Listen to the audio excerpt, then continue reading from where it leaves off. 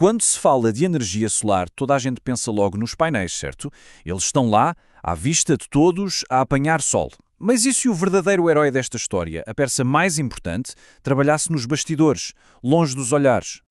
Pois é, a gente olha para um telhado e vê aqueles painéis brilhantes, mas a parte que realmente faz a magia acontecer, que transforma a luz do sol em eletricidade útil para a casa, essa muitas vezes está completamente escondida. Então vamos a isso. Escolher os painéis é, vá lá, o primeiro passo. Mas e o cérebro da operação? A parte que pensa, que gera, que otimiza tudo? Essa merece no mínimo a mesma atenção. E esse cérebro tem um nome, é o inversor solar. A sua função é absolutamente fundamental. Pensem assim, os painéis geram uma energia crua, em corrente contínua. Só que os nossos eletrodomésticos falam outra língua, a da corrente alternada. O inversor é o tradutor universal. Sem ele, a energia solar não serviria para nada no nosso dia-a-dia. E no mercado, a coisa resume-se a um grande confronto entre duas filosofias, duas tecnologias, a lutar pelo domínio dos telhados. De um lado, o veterano inversor string e do outro, o desafiador, o microinversor. A diferença está toda na arquitetura. O inversor string é como um grande cérebro central a comandar uma equipa inteira de painéis ligados em fila. Já os microinversores, bem, aí é como se cada painel tivesse o seu próprio pequeno cérebro individual. É uma abordagem centralizada contra uma distribuída. E visualmente, a diferença é da noite para o dia, não é? De um lado temos estas unidades maiores, instaladas na parede, do outro uns aparelhos bem mais pequeninos e discretos que ficam escondidos debaixo de cada painel.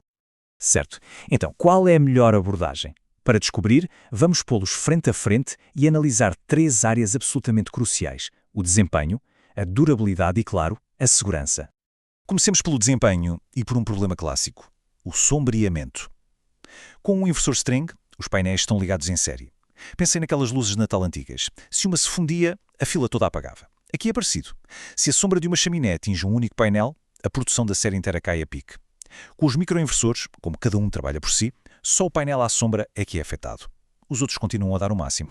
E a longevidade? Aqui a diferença é brutal.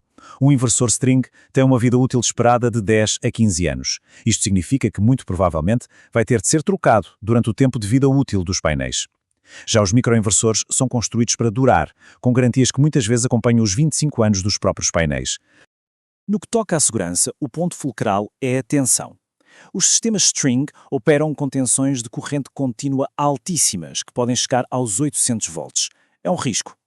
Os microinversores, pelo contrário, convertem energia para baixa tensão logo ali, no painel, operando a cerca de 40 volts. É um nível de segurança muito, mas muito maior. Mas pronto, isto é teoria. E na prática, como é que isto se traduz no mundo real?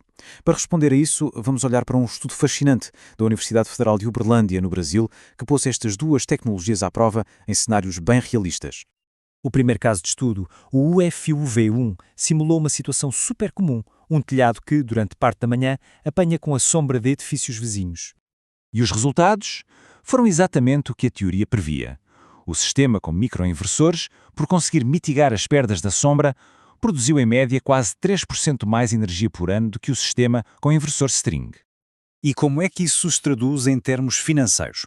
Ao longo de 25 anos, a energia extra gerada e a ausência de custos de substituição resultaram num retorno financeiro 9% maior para a tecnologia de microinversores. 9%! A seguir, os investigadores simularam um cenário ideal, a que chamaram UFV2. Um telhado grande, simples e completamente livre de sombras. As condições perfeitas. E aqui, a história deu uma reviravolta. Em condições ideais, sem nenhuma sombra, o inversor string foi um bocadinho mais eficiente na conversão, produzindo cerca de 2,5% mais eletricidade por ano.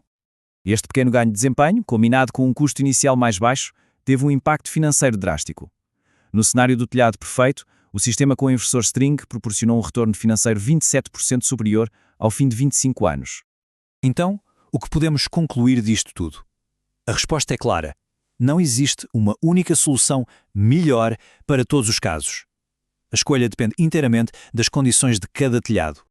Os próprios investigadores resumem isto na perfeição. Em telhados com sombra, os microinversores são a melhor escolha. Ponto. Mas em telhados ideais, sem sombras, o inversor string acaba por ter um melhor desempenho global. Isto leva-nos a um processo de decisão bastante simples. Primeiro, avaliar bem o telhado. Há sombras? Segundo, pensar no futuro. Há planos para expandir o sistema? E terceiro, ponderar as prioridades. O mais importante é o custo inicial, o desempenho e a segurança a longo prazo. Portanto, o ponto crucial é este. Se o telhado é complexo, com sombras, ou se há planos de expansão, os microinversores são provavelmente a melhor aposta. Se o telhado é perfeito e o objetivo é minimizar o custo inicial, o inversor string pode ser a opção mais sensata. A decisão final não é sobre qual tecnologia é superior, mas sim sobre qual é a mais inteligente para cada situação. Afinal, a escolha do cérebro do sistema solar não deve ser subestimada. A resposta, como vimos, está lá em cima, no telhado.